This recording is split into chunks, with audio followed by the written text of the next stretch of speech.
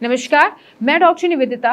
आज आपसे बात करूंगी डायबिटीज़ में आपको अपनी मेडिसिन्स कब कम करनी चाहिए या फिर बंद करनी चाहिए और क्यों।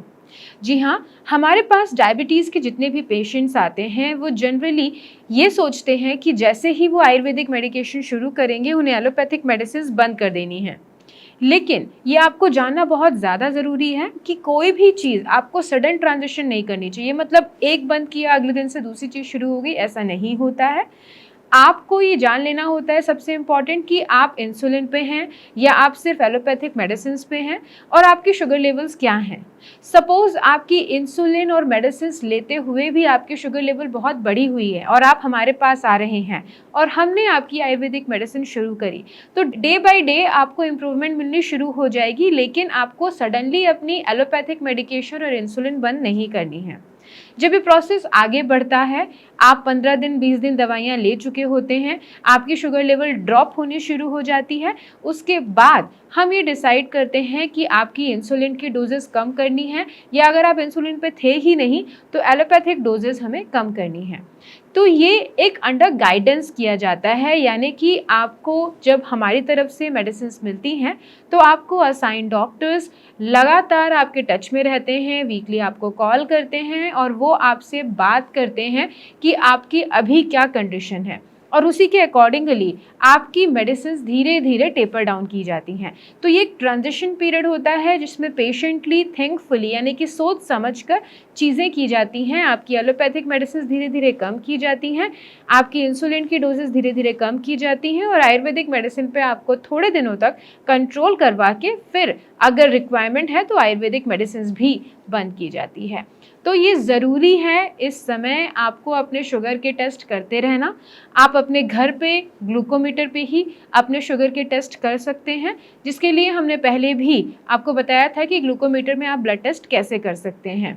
खाली पेट सुबह आपको ब्लड टेस्ट करने होते हैं। ये ज़रूरी है कि हमेशा 10 से 12 घंटे का गैप आप मेंटेन करें, यानी कि हमेशा जब भी आप फास्टिंग के टेस्ट कर रहे हैं तो 10 से 12 घंटे का गैप होना ही चाहिए। ऐसा नहीं होना चाहिए कि कभी आपने 7 घंटे में कर लिया, कभी आपने 9 घंटे में किया, कभी आपने 12 घंटे में किया, तो कभी भी आप कंपेयर नहीं कर पाएंगे। और साथ ही खाने के बाद वाला शुगर लेवल भी आपको अकॉर्डिंगली चेक करना चाहिए। इसी के साथ में जब आप हमारी मेडिसिन शुरू करें उससे पहले HbA1c का टेस्ट करवा लें और जब हमारी मेडिसिन चल रही हैं उसके बाद 2 से 2.5 या 3 महीने के अंदर आपको HbA1c का टेस्ट फिर से करवाना चाहिए, क्योंकि ये टेस्ट एक एक्यूरेट टेस्ट है।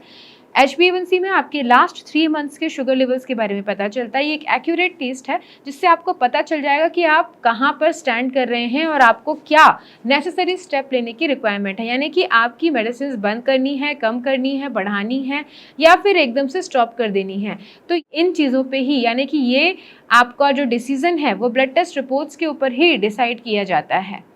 साथ ही बहुत ही ज़्यादा इम्पॉर्टेंट है, आप किसी भी पैथी से मेडिसिन ले रहे हो, एलोपैथी, आयुर्वेदा या जो भी, लेकिन आपको अपनी डाइट पे ध्यान रखना बहुत ज़्यादा ज़रूरी है और एक्सरसाइजेस करना बहुत ज़्यादा ज़रूरी है, क्योंकि उसी से आप अपने शुगर लेवल्स को कंट्रोल कर पाएंगे। तो ये एक ऐसी रूटीन है, ये एक ऐसा लाइफस्टाइल चेंज है जो आपको रेगुलर बेसिस पे अपना लेना है और उसे फॉलो करना है। आपकी एलोपैथिक मेडिकेशंस बंद हो जाती हैं, आयुर्वेदिक मेडिसिन बंद हो जाती हैं, उसके बावजूद आपको अपनी डाइट पे, अपनी एक्सरसाइज पे स्टिक रहना है, यानी कि उनको आपको करते रहना है। तो ये वीडियो आज हमने इस वीडियो में बताया कि किस तरीके से आपको क्या एक्सपेक्ट करना है शुगर लेवल्स की अगर आप मेडिसिन ले रहे हैं तो, और आपको ट्रांजिशन किस तरीके से करना है। तो स्लोली ग्रेजुअली करना है, ऑल ऑफ अ सडन कुछ भी नहीं छोड़ना है। इस वीडियो को देखने के लिए धन्यवाद। नेक्स्ट वीडियो के साथ, नेक्स्ट इन्फॉर्मेशन के साथ मैं फिर से आपके सामने प्रस्तुत होंगी। तब तक आप अपना ध्यान रखें।